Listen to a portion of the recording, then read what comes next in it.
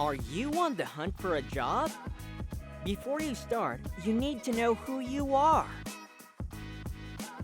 How do you explore your potential? Growing up, I cared deeply about the environment. I love being outdoors. I've always been into activism, advocating for the environment. I noticed that growing up around deaf people and being at a school for the deaf, I wasn't defined by my deaf identity. I was known as an environmentalist. That's how people viewed me. Rather than being labeled deaf, that is a benefit of going to a school for the deaf, because I was defined by my personality, which is an environmentalist. At school, I would remind others to recycle, and even get in fights with teachers. Not physically, of course. But I would argue the merits of recycling to preserve resources, and they often conceded.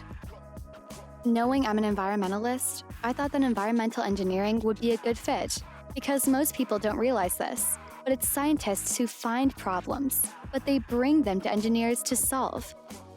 I've loved solving problems for as long as I can remember. I thought that through environmental engineering, I could save the world, but there are not many deaf engineers out there. So my research about the field hadn't told me much. It just seemed cool, so I picked that major. After my sophomore year, I realized that environmental engineering doesn't mean I get to save the earth.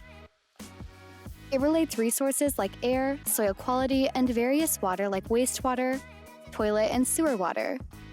I was studying that field, but realized it's not what I wanted. I wanted to prevent problems. That's when I discovered civil engineering, the umbrella field that includes environmental engineering and steel.